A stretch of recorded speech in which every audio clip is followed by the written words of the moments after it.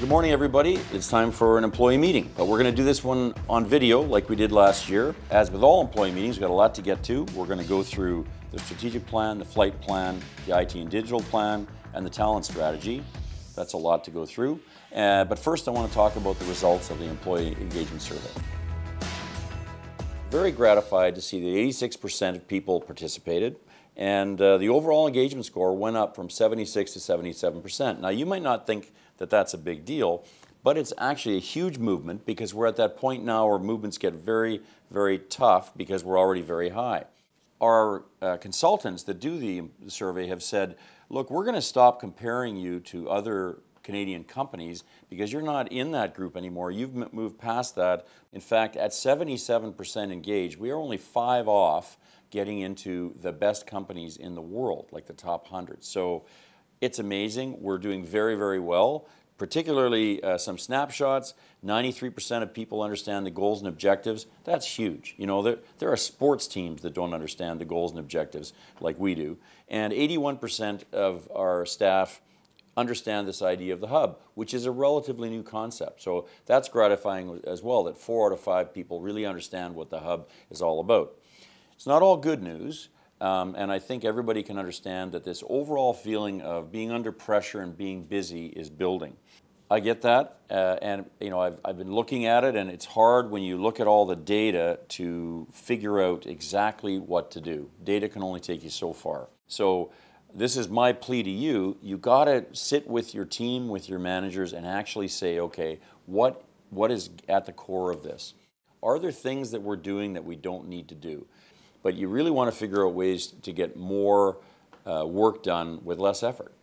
You know, that's the secret to success in any business, is that not just applying and, you know, overworking, but figuring out, do I need to do it that exact way? Can I do something different? And that's only can come bubbling up from departments, because frankly, you're the people that know the job better than anybody. So it's true, you know, in 20 years, how far we've come.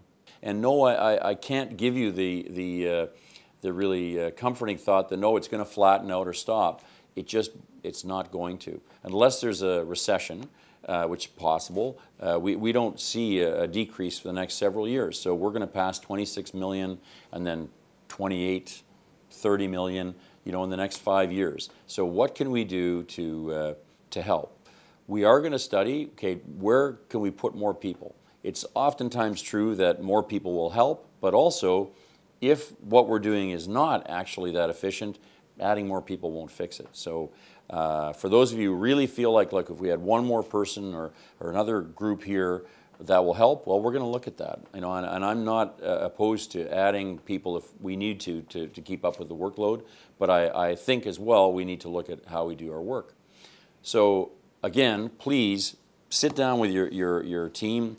If you think of an idea, you know, we want you to bring it forward. Please figure out what we can do to make sure that next time we do an engagement survey, people feel engaged and they don't feel this excessive pressure. So now we're going to be on to the first segment, which is going to be the strategic plan with Michael Chubb. So thanks everyone for your questions about the strat plan. We got a lot of good feedback and 2 real common themes emerged. One is, how are we going to get to the 144 destinations? And the other is, what is our competition up to? Carl's here to answer that question for us today. Thanks, Michael.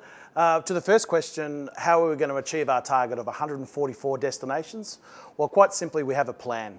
So we have built an air service development plan that includes target airlines, target destinations, target air services, and that includes working with hub carriers, Air Canada and WestJet, but also new carriers as well. Air Canada have obviously a plan to build their Trans-Pacific hub here, and that means a lot of exciting new Asian destinations, such as the likes of Singapore, Vietnam, Manila, and other parts of Asia. Part of our strategy is to build the link between Asia and Latin America. So of course our team's focused on Latin America as well. And we're currently in negotiations on a number of opportunities, including the likes of services to Lima and also Santiago. It's not surprising our competitors also have big plans as well. And a lot of their targets are ours. So focusing on Asia, Latin America, and also building themselves as connecting hubs between those 2 regions.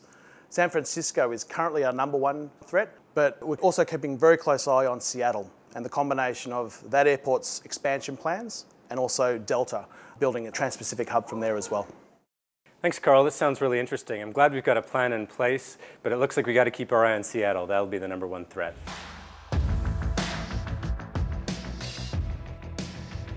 Hi, I'm Christoph Rufenacht with the planning team, and in this segment, we're going to be talking about Flight Plan 2037. So we received a ton of great feedback when we asked what excites you about this plan.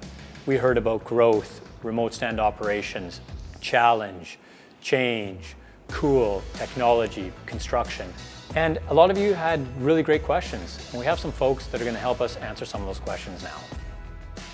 So it's going to take a lot of money to execute on all these capital projects.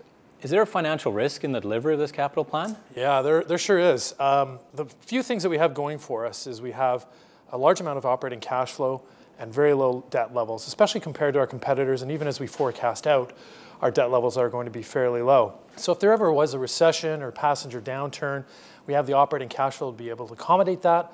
Also, our capital plan, as you're well aware, is built very modularly, so we would just scale back on what we plan on spending to help save some money and reduce some debt levels as well. Excellent. So it sounds like we're in good shape. We should be in good shape. We will be in good shape. We are in good shape. Reg, we had a lot of questions about customer experience. How are we going to maintain our outstanding customer experience given all this construction? It's really challenging. We're growing fast. We've got lots of construction projects to respond to that growth. And even in our strategy, we said we're going to sustain and enhance our customer experience. So we are working on new initiatives, which will add to the mix of things that people can experience. But we also have to sustain that because we know it's going to be challenging. Our customer experience right now, our satisfaction score is already at 4.4 year to date, which is fantastic.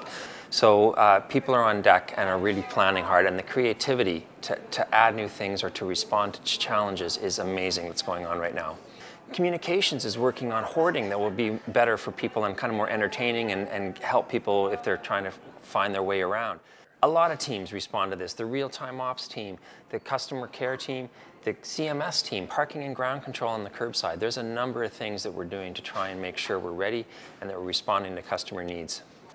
So what if somebody notices something that's out of place or that's not quite up to our standard? What can they do? You know, it's a really good question, Christoph, because just like as with security, see something, say something. If you see something that's amiss or see customer in need, go up and ask them for help. The worst thing that you can do if you don't know the answer is you can just say, I don't know, but let me find you that answer. People need help, just go help them. And a wonderful way to respond, or if you see something that needs fixing, call it into the ops center. There's always somebody ready there to help assign a job and get that problem rectified. So Andrew, we had a lot of questions about public transportation, transit, and road and parking congestion as we grow. What can you tell us about what you're doing in those areas?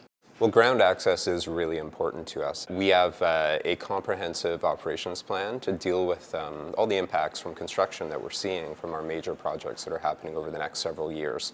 That includes having extra staff on the curb and in the parking areas to direct people to available areas, working with TransLink as well to deal with some of the congestion issues that we're seeing on the Canada Line platforms.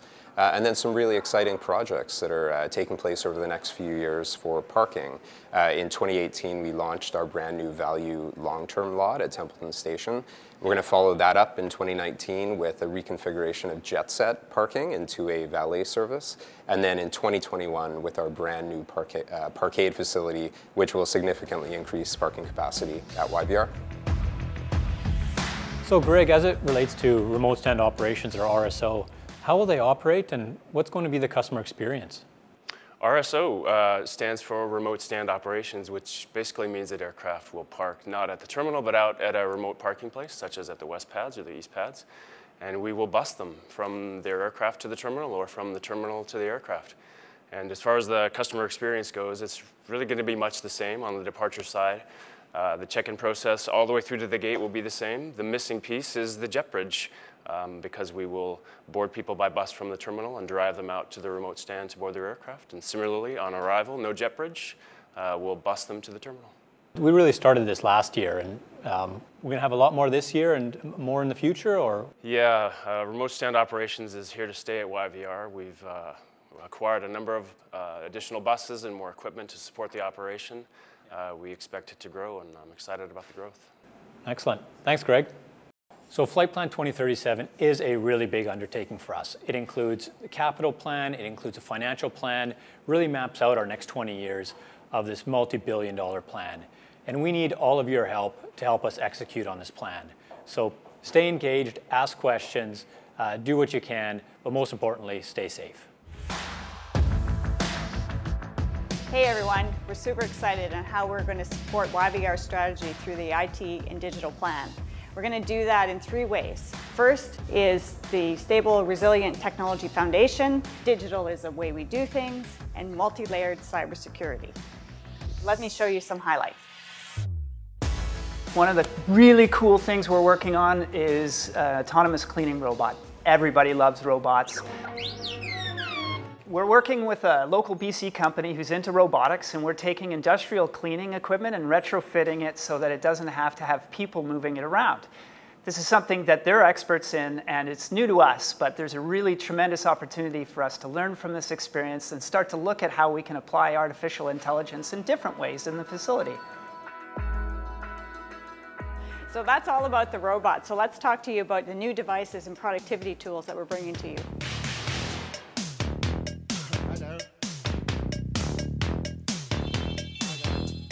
I'm so excited because we're changing a lot of the technology and the gear here at YVR for our office employees. We're going to be getting rid of things like this, which we found in Glenn's office, and we're upgrading to new laptops and desktops, also new iPhone 8s. Very exciting time. We're also very excited about some of the productivity tools that we're launching, which include Office 365 and SharePoint 2016. Coming to you soon. And now, a public service announcement about cybersecurity.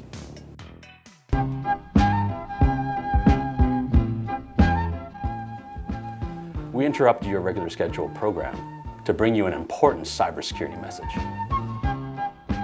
Tip number 1, do not open emails or attachments from unknown senders. Tip number 2, do not plug in unknown devices like USB sticks into our PCs. Tip number 3, avoid sketchy websites that you wouldn't surf on at home.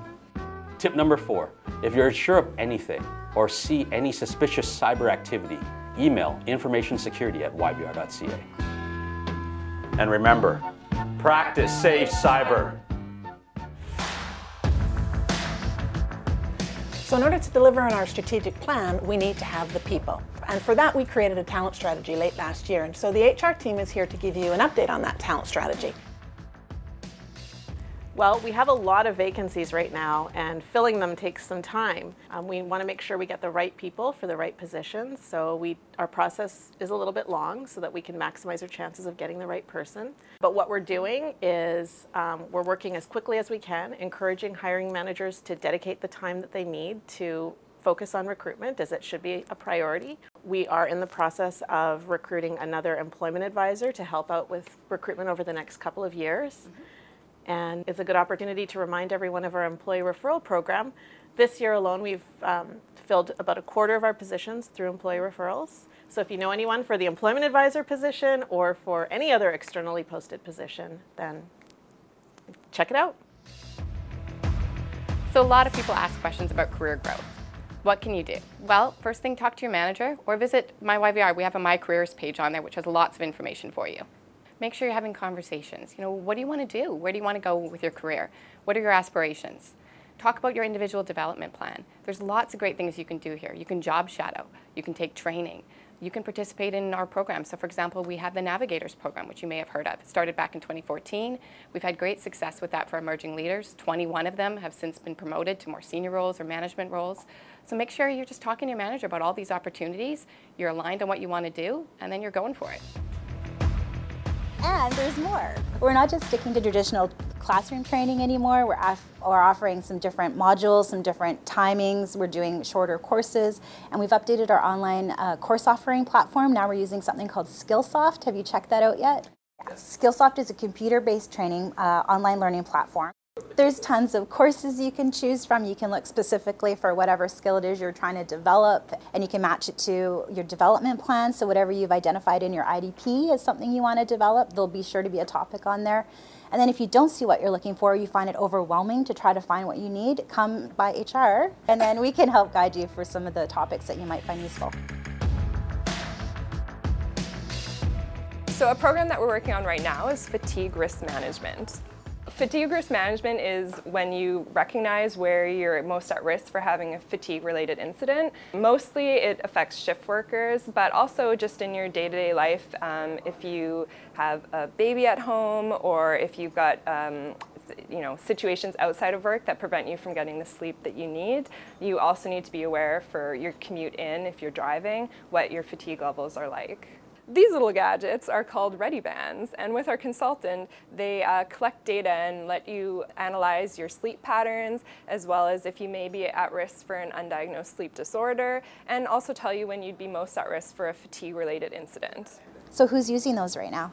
It's just being deployed with our shift workers right now, but it's possible that we might deploy them with other high-risk workers as well. So I love what you guys are doing with fatigue risk management.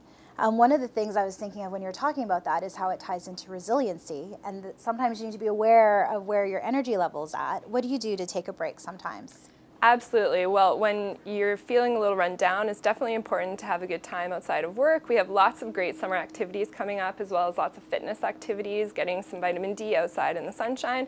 So keep your eyes open on my YVR for all of the upcoming events. So I hope that gives you some insight in terms of what we're doing in the talent strategy. It is incredibly important.